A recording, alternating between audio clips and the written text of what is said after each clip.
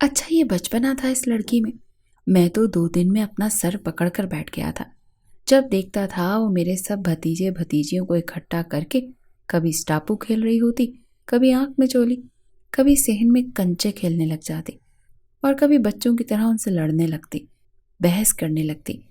جب بھی میں گھر آتا اماں سر باندھ کر بیٹھی ہوتی، میرے آتے ہی مجھے کہتی ادھر آ کر بیٹھ، تجھے کیا سمجھایا تھا کہ اس کو سمجھا کہ کیسے رہنا چاہیے۔ ارے شادی شدہ ہے اور اچھلتی کودتی پھرتی ہے، کبھی چھت پر کبھی صحن میں۔ تجھے پتا بھی ہے آج محلے کے بچوں کو صحن میں بلا کر گیند بلا کھیل رہی تھی۔ میں کہتی ہوں یہ کوئی لچھن ہوتے ہیں بہو بیٹیوں کے؟ میں نے تیکھی نظر سے اپنی ماں کو دیکھا۔ اماں آپ کو پہلے سوچنا چاہیے تھا نا، آپ ہی کی بھانجی ہے، آپ ہی کی پسند ہے۔ میں ویسے ہی بہت تنگ آ چکا ہوں، میں تھکا ہارا آفس سے واپس آتا ہوں، آتے ہی آپ شروع ہو جاتی ہیں، کمرے میں جاؤں تو وہ شروع ہو جاتی ہے۔ 2 دن سے وہ مجھ سے یہ فرمائش کر رہی ہے کہ اسے سائیکل لے کر دوں، کیونکہ ارمان اسے سائیکل چلانے نہیں دیتا۔ اماں مجھے یہ بتائیں، آپ نے مجھے بیوی لے کر دی ہے یا بچی؟ یہ سن کر میری ماں کا منہ کھلے کا کھلا رہ گیا۔ کہنے لگی شادی کو 1 مہینہ ہو گیا، اب تو تمہاری بھابیاں اعتراض کرنے لگی ہیں کہ مہینے بعد تو ہمیں کچن کا رستہ دکھا دیا تھا، اپنی سکی بھانجی لے کر آئی ہیں تو اسے تو چائے تک بنانی نہیں آتی، پورا دن ہمارے بچوں کے ساتھ یا تو کھیلتی رہتی ہے یا لڑتی رہتی ہے۔ پھر میری والدہ کہنے لگی میں نے آج تھوڑا سا ڈانٹ دیا ہے، تب سے منہ پھلائے کمرے میں بیٹھی ہے اور جا کر سختی سے سمجھا اسے۔ میں نے کہا اچھا۔ بڑی بیزاری سے میں اپنے کمرے میں داخل ہوا تو وہ واقعی منہ پھلائے کشن کو دونوں ہاتھوں سے سینے سے لگائے مجھے ہی دیکھ رہی تھی۔ میں نے اپنا لیپ ٹاپ کا بیگ ایک طرف رکھا، اپنی ٹائی کی نوٹ ڈھیلی کی، کف کے بٹن کھولے، شرٹ کالر اوپر فولڈ کیا اور ہاتھ منہ دھونے کے لیے واش روم چلا گیا۔ اسے یہ تک پرواہ نہیں ہوتی تھی کہ میری الماری کے کپڑے سیٹ کر کے رکھنے ہیں یا میں آفس سے تھکا ہارا آیا ہوں تو میرا آرام دہ لباس نکال کر رکھے۔ صبح میں آفس جاتا تو وہ مزے سے سو رہی ہوتی تھی، خود ہی کپڑے نکالتا، خود ہی پریس کرتا۔ ناشتہ تو ابھی تک بھابیاں ہی بنا کر دے رہی تھی، لیکن کب تک بنا کر دیتی؟ آج میں سوچ چکا تھا کہ اس سے سختی سے بات کروں گا۔ 1 مہینے سے اس کی منتیں کر کر کے تھک گیا تھا، جب بھی پاس جانے لگتا تو رونا دھونا مچا دیتی۔ تنگ آ کر مجھے اس کے سامنے ہاتھ جوڑنے پڑتے کہ میری ماں چپ کر جا، نہیں آتا تیرے پاس، میری طرف سے بھاڑ میں جاؤ۔ میں باہر آیا، اس کے سامنے بیٹھ گیا۔ میں نے کہا یہ منہ پلائے کیوں بیٹھی ہو؟ کہنے لگی خالہ نے مجھے ڈانٹا ہے۔ یہ کہتے ساتھ آنکھوں سے ٹپ ٹپ موٹے موٹے آنسو بہنے لگے۔ میں نے کہا تو اور کیا کریں یار، تم بچی تو نہیں ہو نا، 20 سال کی عمر ہے تمہاری، تم 10 سال کے بچوں سے لڑ رہی ہو، یہ کوئی بات ہے؟ کہنے لگی میں نے کون سا سر پھاڑ دیا تھا، مجھے بہت ڈانٹا ہے، میں بور ہو رہی تھی، کیا ہوا جو میں نے محلے کے چند بچوں کو بلا لیا، ان کے ساتھ تھوڑا سا کرکٹ کھیل لیا۔ میں نے کہا دیکھو تم چھوٹی نہیں ہو، یہ سب چھوڑو اور کچن میں جایا کرو، بھابیاں ناشتہ بنا کر دے گئی، تم کب تک سوتی رہو گی، تمہیں خود کو احساس نہیں ہے؟ میری بات سن کر کہنے لگی مجھ سے نہیں ہوتا یہ کچن کا کام، مجھے نہیں آتے یہ سارے کام، نہ ہی مجھے یہ سب پسند ہے۔ میں نے کہا تو کیا پسند ہے تمہیں؟ کنچے کھیلنا، آنکھ میں چولی کھیلنا اور بچوں کے ساتھ لڑنا؟ کہنے لگی اچھا آپ چھوڑ دینا ان باتوں کو، ببلو مجھے یہ بتائیں مجھے سائیکل کب دلاؤ گے، تمہاری سیلری کب ملے گی؟ دل چاہ رہا تھا کہ دیوار سے اپنا سر زور سے دے ماروں۔ پچھلے 10 منٹ سے اس کو سمجھا رہا تھا اور اسے پرواہ ہی نہیں تھی، اسے اپنی سائیکل کی پڑی تھی۔ میں نے کہا میں تمہیں کوئی سائیکل نہیں لے کر دے رہا، سمجھی نا تم، میری بات مانتی ہو کیا؟ کہنے لگی مانتی تو ہوں، اور کیا کروں؟ میں نے کہا کیا کرتی ہو تم؟ نا میرا کوئی کام نہیں کرتی، میرے پاس بیٹھتی نہیں، نہ کچن میں کام کرتی ہو، ہر وقت بچوں میں بیٹھی رہتی ہو۔ جب تک تم میری بات نہیں مانو گی میں تمہیں سائیکل نہیں لے کر دوں گا۔ کہنے لگی ٹھیک ہے، اگر میں آپ کی ساری باتیں مانوں گی تو کیا آپ سائیکل لے کر دیں گے؟ میں نے کہا ہاں سائیکل لے کر دوں گا۔ وہ خوش ہو گئی، کہنے لگی نہیں نہیں سائیکل نہیں، سائیکل نہیں، آپ ایسا کریں مجھے اسکوٹی لے کے دینا، یا پھر ایسا کریں مجھے موٹر سائیکل لے دیں، مجھے بہت اچھا لگتا ہے موٹر سائیکل چلانا۔ میں نے کہا ٹھیک ہے ایسا کرو ابھی جاؤ میرے لیے اچھی سی چائے بنا کر لاؤ، میرے سر میں درد ہو رہی ہے۔ کہنے لگی ہاں ٹھیک ہے میں ابھی جاتی ہوں، 2 منٹ میں چائے بنا کر لاتی ہوں۔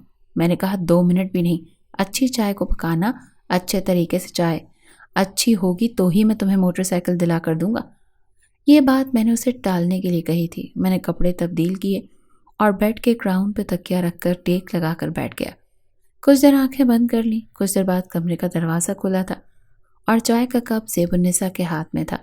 کپ جلدی سے سائڈ ٹیبل پر رکھا اور کہنے لگی، تم چائے پیو ببلو، اور یہ بتاؤ کہ تمہیں تنخواہ کب ملے گی؟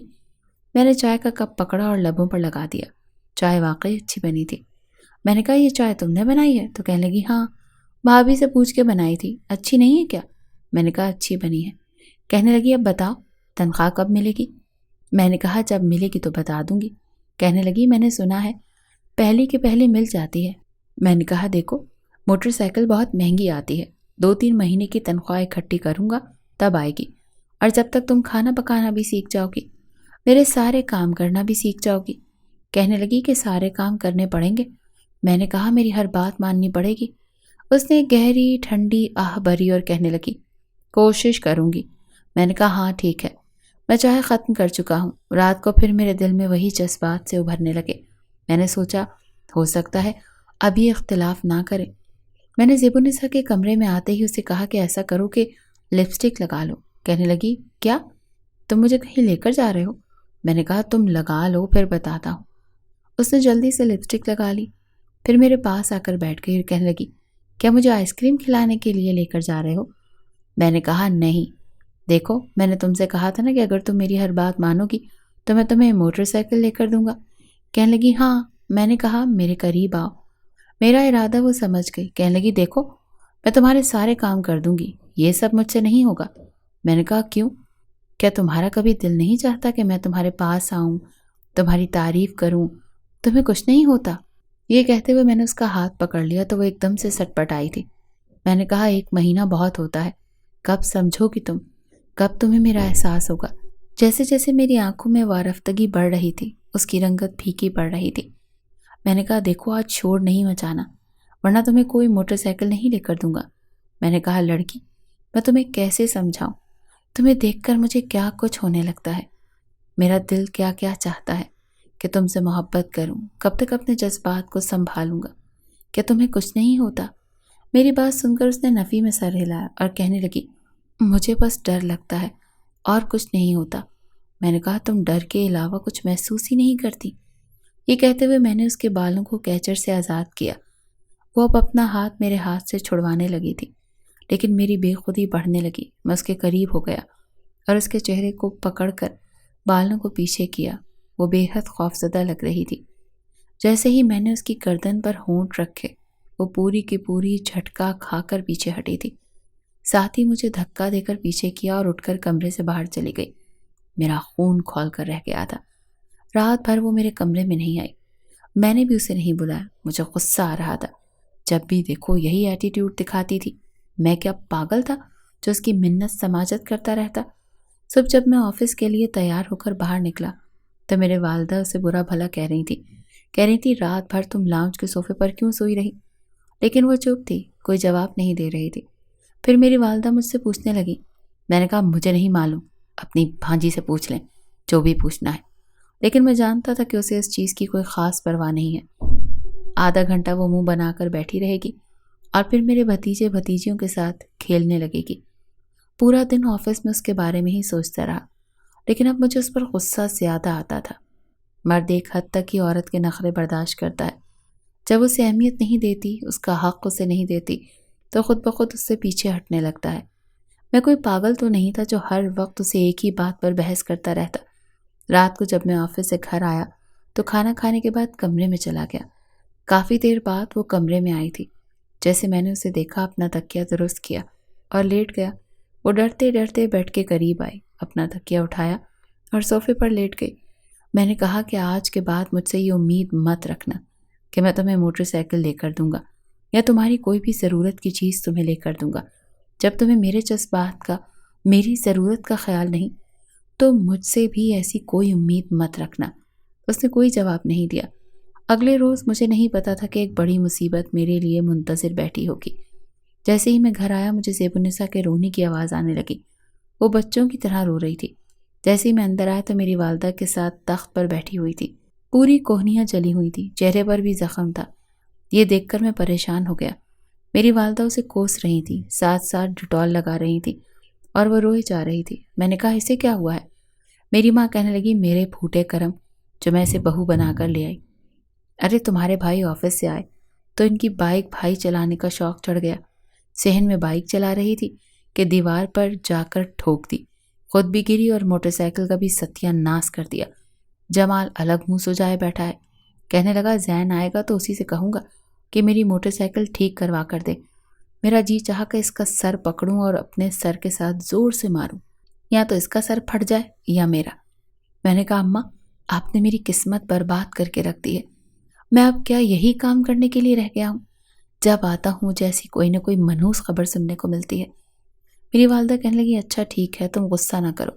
میرے چلانے پر میری والدہ کچھ چپ سی ہو گئی تھی۔ میں نے کہا میں اسے طلاق دے دوں گا، میں اسے اپنے ساتھ نہیں رکھوں گا۔ یہ کہنا تھا کہ زیب النساء کا رنگ اڑا اور میری ماں فوراً سے تخت سے کھڑی ہو گئی اور میرے منہ پر تھپڑ دے مارا۔ کہنے لگی زین خبردار جو تم نے طلاق کا نام لیا۔ میں بھی سخت کر کر کے تھک چکا تھا۔ میں نے کہا اماں بس کر دیں، ہر وقت مجھے ہی نہ دباتی رہا کریں۔ کیا کروں میں ایسی زندگی گزارتا رہوں؟ انسان ہوں پتھر کا نہیں ہوں۔ مجھے نہیں پتا تھا کہ یہ لڑکی اتنی لاؤبالی ہوگی۔ 2 مہینے ہونے والے ہیں ہماری شادی کو، مجال ہے کس نے مجھے کبھی قریب بھی آنے دیا ہو۔ یہ سن کر میری ماں نے ایک نظر اس پر ڈالی اور وہ نظریں چرا گئی۔ میں نے کہا جب گھر آتا ہوں بجائے سکون ملنے کے مجھے ایک نئی ٹینشن مل جاتی ہے۔ کبھی یہ کسی بھتیجے بھانجے کو مارتی ہے تو کبھی بھابھی منہ بناتی ہے، کبھی یہ کوئی نقصان کر دیتی ہے۔ میں ایسی لڑکی کے ساتھ زندگی نہیں گزار سکتا۔ آپ کو شوق ہے نا تو آپ اسے سنبھال لیں۔ ویسے بھی مجھے آفس کی طرف سے فلیٹ مل رہا ہے، میں اسی فلیٹ میں رہوں گا، دوسری شادی کروں گا اور اس کے ساتھ زندگی گزاروں گا۔ اسے آپ نے رکھنا ہے تو رکھیں، ورنہ جب کہیں گی میں اسے طلاق دے دوں گا۔ میرا بلند لہجہ سن کر میری ساری بھابیاں اور بھائی اپنے کمروں سے باہر آ چکے تھے۔ آج تو جیسے میرا صبر کا پیمانہ لبریز ہو گیا تھا۔ مجھے کسی کی کوئی پرواہ نہیں تھی۔ میں جو بولنا شروع ہوا تو پھر چپ ہی نہیں ہوا۔ میرے والد بھی چپ چاپ کھڑے تھے۔ میں نے کہا یہ میرا آخری فیصلہ ہے۔ یہ کہہ کر میں اپنے کمرے میں چلا گیا، دروازہ بھی زور سے بند کیا۔ پھر میں نے اپنے کمرے کا دروازہ نہیں کھولا۔ کچھ دیر بعد میرے والدین اور 6 کے 6 بھائی اور بھابیاں ہمارے کمرے میں موجود تھے۔ کہنے لگے دیکھو تم بہت زیادہ غصے میں ہو، اسے تھوڑا وقت دو۔ میں نے کہا کتنا وقت دوں اور کتنا سمجھاؤں؟ وہ نہ سمجھنے کو تیار ہے اور نہ ہی زندگی ویسے گزارنے کو تیار ہے جیسے کہ سب گزارتے ہیں۔ اسی لیے مجھے معاف کیجیے۔ میں نے دونوں ہاتھ جوڑے تھے۔ میں نے کہا انسان ہوں میں، پتھر کا نہیں۔ کئی بار اسے پیار سے سمجھا کر دیکھ لیا، ڈانٹ کر دیکھ لیا۔ اس سے زیادہ تو کچھ نہیں کر سکتا۔ اس سے زیادہ زبردستی کروں گا تو آپ لوگ کہیں گے کہ میں نے اس کے ساتھ کوئی ظلم اور زیادتی کر دی، مجھے ظالم شوہر کا لقب مل جائے گا۔ لیکن اسے بھی تو سوچنا چاہیے، میں ایک عام مرد ہوں اماں، فرشتہ نہیں ہوں کہ 2 مہینے ایک لڑکی میرے کمرے میں میری بیوی کی حیثیت سے رہے اور میں بس لحاظ ہی کرتا رہوں۔ مجھے سکون چاہیے، بیوی ایسی چاہیے جو مجھے سمجھ سکے، مجھے سکون پہنچا سکے، میرے لیے سر درد نہ بن جائے۔ میری والدہ روئی جا رہی تھی، کہنے لگی ختیجہ تو مجھے دامن پھیلا کر بد دعائیں دے گی۔ میں نے کہا تو ان کو چاہیے تھا نا کہ بیٹی کی پرورش ویسے کرتی جیسی کرنی چاہیے تھی۔ کیا انہوں نے بچپنا اس کے اندر کوٹ کوٹ کر بھر دیا ہے؟ جب دیکھو بچوں سے لڑتی رہتی ہے، بچوں کے ساتھ کھیلتی رہتی ہے، اسے پرواہ ہی نہیں ہوتی، نہ کوئی سلیقہ نہ طریقہ۔ چادر بچھے ہوئے 8 دن گزر گئے، لیکن ابھی یہ توقع نہیں ہوتی کہ وہ خود سے بیڈ شیٹ چینج کرے۔ پھر میں نے سائڈ ٹیبل پر ہاتھ مارا اور اپنا مٹی سے بھرا ہاتھ اپنی ماں کے سامنے کیا۔ میں نے کہا یہ دیکھیں، کبھی سے یہ توقع نہیں ہوتی کہ فرنیچر پر کپڑا مار دے، کمرے کو صاف ستھرا رکھے۔ میری الماری کھول کر دیکھیں، سارے کپڑے زمین پر گریں گے کیونکہ وہ ٹھیک کرتے ہی نہیں۔ میں صبح اٹھتا ہوں، اپنے کپڑے خود پریس کرتا ہوں، خود تیار ہوتا ہوں۔ بھابھیوں کی مہربانی ہے کہ ناشتہ بنا کر دے دیتی ہیں، لیکن اسے کوئی پرواہ نہیں ہوتی۔ ایسی ہوتی ہیں بیویاں۔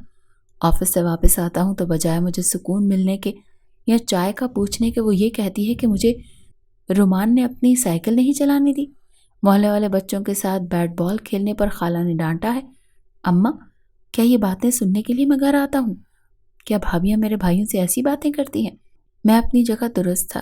میں نے کہا اماں آپ اسے اچھی طریقے سے سمجھا دیں، یا تو میرے ساتھ ویسے زندگی گزارے جیسے گزارنے کا حق ہے، جو شادی کے بعد ہر لڑکی گزارتی ہے، یا پھر اپنے گھر جا سکتی ہے، اور تیسرا آپشن ہے کہ آپ اسے اپنے پاس سنبھال کر رکھیں۔ میں یہاں سے چلا جاتا ہوں اور دوسری شادی بھی کر لوں گا، میری بات سن کر سب لوگ آہستہ آہستہ کمرے سے باہر جا چکے تھے۔ یہ والدہ مجھ سے کہنے لگیں، بیٹا کھانا تو کھا لو، تم نے کچھ کھایا تک نہیں۔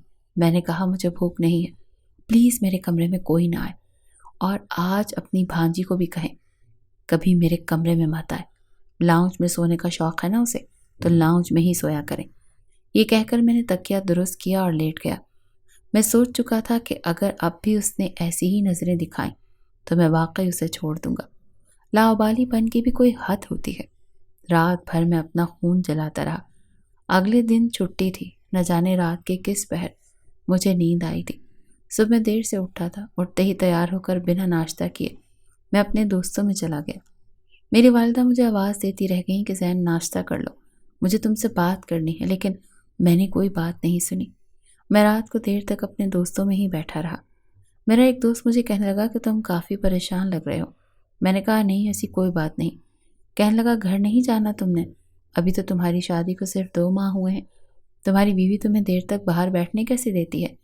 ہماری بیویاں تو شروع کے دنوں میں ہمیں اپنے پاس سے اٹھنے بھی نہیں دیتی تھی، اور ہمارا بھی دل دوستوں میں کم اور بیوی میں زیادہ لگتا تھا۔ ارے یہ 5-6 مہینے ہی تو ہوتے ہیں انجوائے کے، اس کے بعد تو سب کچھ روٹین پر آ جاتا ہے۔ میں نے کہا میری بیوی کو کوئی فرق نہیں پڑتا۔ میں بالکل بیزار ہو چکا تھا۔ وہ کہنے لگا کیا ہوا؟ میں نے کہا کچھ نہیں، بس ایسے ہی۔ وہ مجھے کہنے لگا کہ تم چاہو تو میں تمہیں ایک ایسی جگہ لے جاتا ہوں جہاں تمہارا دل لگ جائے گا۔ میں اس کی بات کا مطلب سمجھ کر کہنے لگا کہ مجھے گناہ ہی کرنا ہوتا تو بہت پہلے کر چکا ہوتا۔ میری بات سن کر میرا دوست بات کو بدل گیا، کہنے لگا میں وہ نہیں کہہ رہا جو تم سمجھ رہے ہو۔ میں نے کہا میں سمجھتا ہوں کہ تم کیا کہہ رہے تھے۔ میں اپنے دوستوں کے پاس سے اٹھ کر گھر آ گیا۔ جب کمرے میں آیا تو وہ کمرے میں بیٹھی تھی۔ آج فینسی جوڑا پہنا ہوا تھا، میک اپ کیا ہوا تھا، بال بھی کھلے چھوڑے ہوئے تھے، نظریں جھکائی ہوئی تھی۔ میں جان چکا تھا کہ میری ماں نے اس کی اچھی کلاس لی ہوگی، اور بھابھیوں نے بھی مجھے دیکھ کر وہی اس کی رنگت اٹھنے لگی تھی۔ میں نے کہا جاؤ، جا کر منہ دھو اور صوفے پر جا کر لیٹ جاؤ۔ اگر تمہیں اسی خوف میں رہنا ہے تو میرے پاس آنے کی ضرورت نہیں ہے۔ وہ میرے پاس آ کر کھڑی ہو گئی، آنسو بہانے لگی، پھر میرے ساتھ لگ کر رونے لگی اور کہنے لگی زین میں سچ کہہ رہی ہوں، مجھے ڈر لگتا ہے، مجھے بہت ڈر لگتا ہے۔ آپ کو کیا لگتا ہے؟ کیا میں طلاق چاہتی ہوں؟ نہیں چاہیے مجھے طلاق۔ آپ کو جو کرنا ہے کر لیں، میں آپ کو نہیں روکوں گی، لیکن مجھے طلاق مت دیں۔ آپ کی ہر بات مانوں گی، کوئی شکایت نہیں ہوگی آپ کو۔ میں نے کہا تم انوکھی لڑکی نہیں ہو جسے ڈر لگتا ہے۔ ہر لڑکی کے اندر خوف ہوتا ہے، لیکن وہ یوں رونے دھونے نہیں بیٹھ جاتی، نہ ہی اپنے شوہر کو منع کرتی ہیں یا روکتی ہیں۔ اسی لیے آہستہ آہستہ سب کچھ ٹھیک ہو جاتا ہے۔ لیکن تم تو قریب ہی نہیں آنے دیتی مجھے۔ موقع دو گی تو تمہارے خوف کو ختم کروں گا نا، قریب آنے دو گی تو تمہارا خوف ختم ہوگا، ورنہ کبھی نہیں ہوگا۔ میں نے اس کو اپنے حصار میں لے لیا تھا۔ میں نے کہا زیب النساء، مرد ہمیشہ اس عورت کے نخرے نہیں برداشت کرتا جو اسے اپنی قربت کا شرف نہ بخشے، اسے اپنی محبت نہ دے، اسے اپنا ساتھی نہ بنائے۔ میں تمہارا عادی بننا چاہتا ہوں۔ میں چاہتا ہوں مجھے تم سے اتنی محبت ملے کہ میں کسی اور کے بارے میں سوچ ہی نہ پاؤں۔ اگر ایک بار مجھے باہر پیار کا چسکا لگ گیا تو یاد رکھنا ساری زندگی تم مجھے حاصل نہیں کر پاؤ گی۔ میری باتیں سن کر وہ پوری کی پوری کپ کپانے لگی، کہنے لگی نہیں روکوں گی آپ کو۔ میں اپنی گود میں بھر لیا اسے، بیڈ تک لے آیا، لیکن جیسے ہی میں بے خودی میں آگے بڑھنے لگا اس کا وجود ٹھنڈا پڑنے لگا، اور دیکھتے ہی دیکھتے وہ بے ہوش ہو چکی تھی۔ یہ دیکھ کر میرے ہوش اڑ گئے۔ میں سوچ بھی نہیں سکتا تھا کہ اس قدر خوفزدہ ہوگی کہ بے ہوش ہی ہو جائے گی۔ یہ ایک نفسیاتی مسئلہ بنتا جا رہا تھا۔ میں جلدی سے پیچھے ہٹا، اسے ہلانے جلانے لگا، اس کے منہ پر پانی پھینکا۔ تھوڑی دیر کے بعد جا کر اسے ہوش آیا۔ مجھے دیکھتے ہی اس کی رنگت پھر سے اڑنے لگی۔ میں نے کہا میں کچھ نہیں کہتا، تم پانی پیو۔ میں نے اسے اٹھا کر بٹھایا، پانی پلایا۔ کہنے لگی نہیں، آپ مجھے چھوڑ دیں گے، مجھے طلاق دے دیں گے، مجھے طلاق نہیں چاہیے، میری ماں مجھے چھوڑے گی نہیں، آپ کو جو کرنا ہے کر لیں۔ ابھی بھی اس کا پورا وجود کانپ رہا تھا، ٹھنڈا پڑا ہوا تھا۔ میں اتنا بھی سنگ دل نہیں تھا۔ میں نے کہا نہیں، کچھ نہیں کہتا تمہیں، لیکن وہ روئی جا رہی تھی۔ وہ کہنے لگی نہیں، آپ مجھے چھوڑ دیں گے۔ اس کے ہونٹ نیلے پڑنے لگے تھے، چہرے کا رنگ بالکل سفید پڑ رہا تھا۔ سچ پوچھیں تو مجھے ڈر لگنے لگا تھا کہ اسے کہیں کچھ ہو ہی نہ جائے۔ میں نے کہا تم سے میں کچھ نہیں کروں گا، نہیں کروں گا دوسری شادی، تمہیں طلاق بھی نہیں دوں گا، لیکن تم نارمل ہو جاؤ پلیز۔ میں اس کی کمر سہلانے لگا۔ وہ میرے دونوں ہاتھ پکڑ کر رونے لگی اور کہنے لگی میں قسم کھا کر کہتی ہوں مجھے سچ میں ڈر لگتا ہے۔ مجھے نہیں پتا کہ یہ ڈر کیسے ختم ہوگا۔ مجھے یہ سب چیزیں پسند نہیں ہیں شاید، اسی لیے میں نے بچپن سے کھیل کود میں ہی زندگی گزاری ہے، پر مجھے نہیں پتا تھا کہ شادی کے بعد یہ سب چیزیں نہیں اچھی لگتی۔ وہ روئی جا رہی تھی۔ میں سمجھ گیا تھا کہ وہ جو کچھ کرتی ہے جان بوجھ کر نہیں کرتی، کہیں نہ کوئی مسئلہ ضرور ہے، اور مسئلہ کیا تھا بس یہ سمجھ نہیں آ رہی تھی۔ لیکن یہ سمجھ میں آ گیا تھا کہ وہ جان بوجھ کر نہیں کرتی۔ کافی دیر وہ میری منتیں کرتی رہی اور مجھے یہی تسلی دیتا رہا کہ میں کچھ نہیں کہوں گا۔ شاید میری باتوں سے وہ بہت زیادہ ڈر گئی تھی، خوف زدہ ہو گئی تھی، مجھے چھوڑنا بھی نہیں چاہتی تھی اور میرے ساتھ اس طرح سے رہ بھی نہیں پا رہی تھی جس طرح سب میاں بیوی رہتے ہیں۔ میں نے سوچا کہ مجھے اسے کسی ڈاکٹر کو دکھانا چاہیے۔ اگلے روز میں اسے ایک لیڈی ڈاکٹر کے پاس لے گیا۔ میں نے کہا تم جاؤ اپنی ساری کیفیت اس ڈاکٹر کو بتاؤ، اسے بتاؤ کہ تمہیں کیا ہوتا ہے، ہو سکتا ہے وہ کوئی حل بتا دے۔ تو وہ جھجکتے ہوئے اندر گئی تھی۔ آدھے گھنٹے بعد باہر آئی تو کہنے لگی لو یہ ڈاکٹر مجھے کہہ رہی تھی کہ تم انوکھی ہو کیا، تم نے خامخواہ کا خوف اپنے اوپر سوار کر رکھا ہے۔ لیکن یہ خامخواہ کا خوف نہیں ہے، مجھے واقعی کچھ ہوتا ہے، مجھے بہت ڈر لگتا ہے۔ میں نے کہا ٹھیک ہے تم پریشان نہ ہو۔ میں اسے ایک لیڈی نفسیاتی ڈاکٹر کے پاس لے گیا اور جا کر ساری باتیں اسے بتا دی۔ بڑی خاموشی سے اس عورت نے میری بات سنی اور پھر کہنے لگی آپ باہر جائیں۔ تو میں باہر چلا گیا۔ 15 سے 20 منٹ کے بعد اس نے مجھے اندر بلایا، پھر زیب النساء کو باہر بھیج دیا۔ کہنے لگی جو بات میں آپ سے کہنا چاہتی ہوں اسے بہت دھیان سے سنیے گا۔ میں نے کہا جی کہیے۔ تو کہنے لگی کہ آپ کو کافی پیشنس سے کام لینا پڑے گا۔ میرا دل زور زور سے دھڑک رہا تھا کہ ایسی بھی کیا بات ہے۔ پتہ نہیں عجیب سے وسوسے آنے لگے تھے کہ کہیں کوئی اور بات تو نہیں، کوئی اور مسئلہ تو نہیں۔ پھر جو بات میری ڈاکٹر نے مجھے بتائی تو میں سوچ میں پڑ گیا۔ کافی دیر وہ مجھے سمجھاتی رہی کہ آپ کو بڑے تحمل کا مظاہرہ دکھانا پڑے گا۔ میں چپ تھا، سمجھ نہیں پا رہا تھا کہ کیا کہوں اور کیا نہ کہوں۔ میں زیب النساء کو واپس گھر لے آیا۔ وہ بار بار مجھ سے پوچھ رہی تھی کہ لیڈی ڈاکٹر نے آپ سے کیا کہا۔ میں نے کہا کچھ نہیں کہا۔ بہرحال اگلے روز جب میں آفس جانے کے لیے اٹھا تو وہ پہلے سے اٹھی ہوئی تھی، میرے کپڑے پریس کر رہی تھی، اور پہلی بار ایسا ہوا۔ مجھے دیکھ کر وہ کہنے لگی میں نے آپ کے کپڑے پریس کر دیے ہیں، آپ ناشتہ کر کے جائیے گا۔ میں نے کہا تم پیار سے جو بناؤ گی میں کر لوں گا۔ یہ کہہ کر میں اپنے دونوں بازو اس کے کاندھوں پر رکھ دیے تو پھر وہی خوف اس کے چہرے پر چھا گیا۔ میرا ارادہ کچھ کرنے کا نہیں تھا، بس اسے اپنی قربت کا احساس دلانے کا تھا۔ کچھ دیر میں اس کے کاندھے پر بازو رکھے اس کے چہرے کے تاثرات دیکھتا رہا، جو آہستہ آہستہ ویسے ہی ہونے لگے جیسے کہ اب تک خود ہوتے رہے تھے۔ میں نے کہا تمہیں ہوتا کیا ہے، کیا لگتا ہے تمہیں، میں کیا کروں گا تمہارے ساتھ؟ میری بات سن کر اس کا رنگ پیلا پڑا تھا۔ میں نے فوراً سے ہاتھ ہٹا لیا۔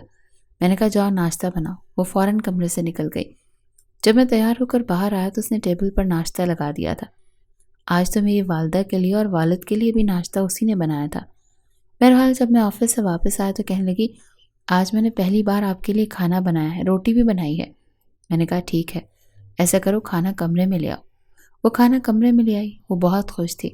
میں نے دیکھا تو روٹی کافی موٹی اور ٹیڑھی تھی۔ حالانکہ مجھے ایسی روٹیاں پسند نہیں، لیکن پھر بھی میں نے کھائی اور اس کی تعریف بھی کی۔ پھر اسے بھی اپنے ہاتھ سے نوالا کھلایا۔ پہلے تو وہ میری شکل دیکھنے لگی۔ میں نے کہا ایسے کیا دیکھ رہی ہو، کھاؤ نا میرے ہاتھ سے۔ پھر اس نے میرے ہاتھ سے نوالا کھایا۔ کھانا کھانے کے بعد میں اسے قریبی پارک لے گیا۔ ایک بینچ پر ہم دونوں بیٹھ گئے۔ جہاں وہ بینچ تھی وہاں کچھ اندھیرا تھا اور لوگوں کا رش بھی کم تھا۔ میں نے ہاتھ پھیلا کر اس کے کاندھے پر رکھا اور اسے اپنے قریب کر لیا۔ وہ پھر سے نروس ہونے لگی، لیکن میں اس سے تھوڑی ادھر ادھر کی باتیں کرنے لگا۔ غیر محسوس طریقے سے میں نے اسے اپنے پہلو سے لگا لیا، لیکن اس کی باتیں سنتا رہا اور اس سے باتیں کرتا رہا۔ میں نے اسے باتوں میں اتنا مشغول کر لیا کہ اسے یہ احساس تک نہیں ہو رہا تھا کہ وہ میرے کتنے قریب ہے۔ اس کی چلتی ہوئی زبان اس وقت رکی جب میں نے اس کا ہاتھ پکڑ کر اپنے لبوں پر لگایا۔ یکدم وہ بولتے بولتے چپ ہوئی۔ میں نے کہا چپ کیوں ہو گئی؟ کہو، میں سن رہا ہوں۔ وہ اپنا ہاتھ میرے ہاتھ سے کھینچ چکی تھی، پھر ذرا سا پیچھے ہٹ گئی۔ گھر جا کر میں نے اسے کچھ نہیں کہا، اس کے پاس بھی نہیں آیا اور اسے اپنے قریب بھی نہیں کیا۔ میں ایسے تھا جیسے کچھ ہوا ہی نہیں۔ میں نہیں چاہتا تھا کہ وہ کمرے میں آنے پر خوف زدہ ہو جائے۔ بہرحال میں یہی کرتا تھا۔ کھانا کھانے کے بعد اسے پارک لے جاتا، کبھی پارک میں اس کے ساتھ واک کرتا رہتا، اس کا ہاتھ پکڑتا۔ اس سب کا میں اسے عادی بنانے لگا تھا۔ کبھی آفس سے آ کر صوفے پر بیٹھ جاتا، وہ میری چائے بنا کر لاتی تو میں کہتا ادھر آؤ، میرے پاس بیٹھو، اسے اپنے ساتھ بٹھا کر اس کا سر اپنے کاندھے پر رکھ لیتا اور اسے اپنے پہلو سے لگا لیتا، پھر لیپ ٹاپ پر اسے کچھ نہ کچھ دکھاتا رہتا۔ اسے فلموں کے بجائے کارٹون دیکھنے کا شوق تھا، اس کے ساتھ میں کارٹون دیکھتا رہتا، کچھ بچگانا سی سوچ تھی، میں نے اس کے ساتھ ویسا ہی جینا شروع کر دیا، مزے سے اس کے ساتھ کارٹون دیکھتا، کبھی لوڈو کھیلنے لگتا تو کبھی کیرم کھیلتا۔ ایک بار میری والدہ کہنے لگی بجائے اسے سمجھانے کے، تم بھی بچے بن گئے ہو۔ میں نے کہا میرے اور میری بیوی کے معاملے میں مت بولے۔ والدہ بھی چپ ہو گئی تھی، میرے غصے کو تو دیکھ چکی تھی، یہ بھی جان چکی تھی کہ کہیں میں زیب النساء کو چھوڑنے کے بارے میں نہ سوچوں۔ وہ بچوں کی طرح خوش ہوتی تھی۔ ایک بار اسلام آباد والی خالہ کی بیٹی کی شادی تھی، سب شادی پر جا رہے تھے، میرے سب بھائی بھابیاں، والدہ، والد۔ تب مجھے بھی انہوں نے کہا پر مجھے آفس سے چھٹی نہیں مل رہی تھی۔ میں نے کہا میں نہیں جا سکتا۔ میری والدہ کہنے لگی پھر میں بھی نہیں جاتی۔ میں نے کہا کیوں؟ تو کہنے لگی تمہارا خیال کون رکھے گا؟ زیب النساء کا تو مجھے بھروسہ ہی نہیں کہ کہیں گھر کا دروازہ ہی نہ کھلا چھوڑ دے، کوئی گھر میں ہی نہ گھس آئے، یہ اکیلی کیسے گھر میں رہے گی؟ میں نے کہا اماں مجھے بس 2 دن تو آفس جانا ہے، اتوار کو میری چھٹی ہے اور پیر کو آپ لوگ واپس آ جائیں گے، کچھ نہیں ہوتا۔ اسے جب تک اکیلا چھوڑیں گے نہیں، اس کے سر پر ذمہ داری ڈالیں گے نہیں تو اسے کچھ بھی سمجھ نہیں آئے گی۔ امی کہنے لگیں کہ پھر بھی مجھے ڈر لگتا ہے تو بچی نا، بچگانا سوچ ہے، لاپرواہ ہے۔ میں نے کہا ذمہ داری ڈالیں گی تو پرواہ بھی آ جائے گی، ایک دن تو اس کو چھوڑ کر دیکھیں، کچھ نہیں ہوگا۔ بہرحال میری والدہ جا چکی تھی، گھر میں بالکل خاموشی تھی، کوئی بھی نہیں تھا۔ سب سے زیادہ زیب النساء نروس تھی، کہنے لگی آپ صبح صبح آفس چلی جائیں، پھر شام کو واپس آئیں گے، میں اکیلے کیسے رہوں گی؟ میں امی کے گھر چلی جاؤں؟ میں نے کہا نہیں، تم گھر میں رہو گی۔ وہ کہنے لگی میں کبھی اکیلے نہیں رہی، مجھے ڈر لگ رہا ہے۔ میں نے کہا کوئی بات نہیں، رہو گی تو رہنا بھی آ جائے گا، ہو سکتا ہے مستقبل میں اس فلیٹ میں شفٹ ہو جاؤں جو مجھے آفس کی طرف سے مل رہا ہے، پھر کیا کرو گی وہاں بھی تو تمہیں اکیلے ہی رہنا پڑے گا نا۔ وہ کہنے لگی میں تو نہیں جاؤں گی، مجھے خالہ اور بھابھی اور بچوں کے ساتھ ہی رہنا ہے۔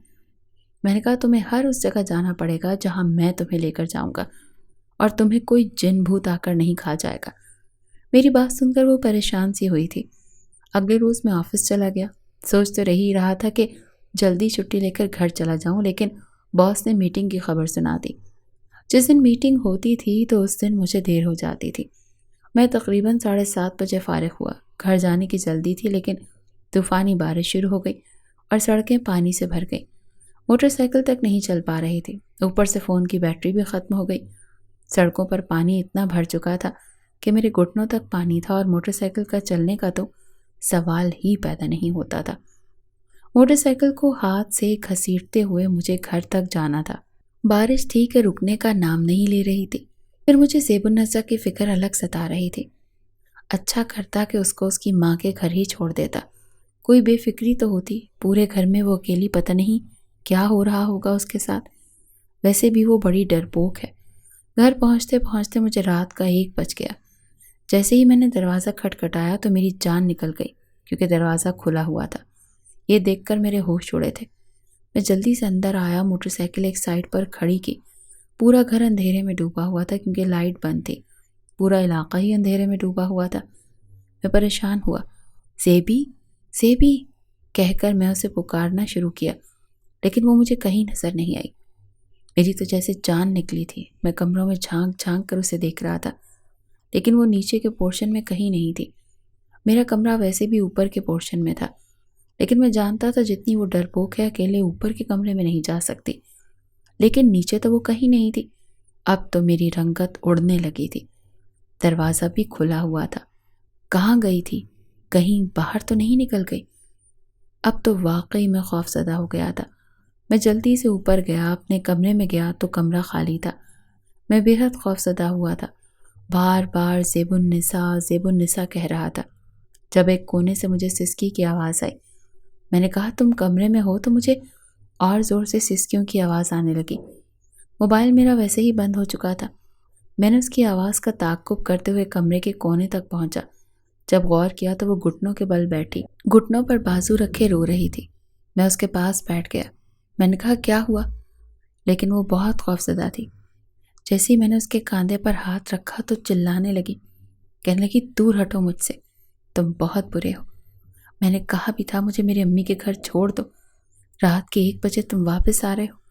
مجھے ڈر لگ رہا تھا، غلطی تو میری تھی۔ میں نے کہا مجھے نہیں پتا تھا اتنی طوفانی بارش ہو جائے گی، لیکن وہ روئی جا رہی تھی، کہنے لگی مجھے لگ رہا تھا جیسے گھر میں کوئی چور گھس آیا ہے۔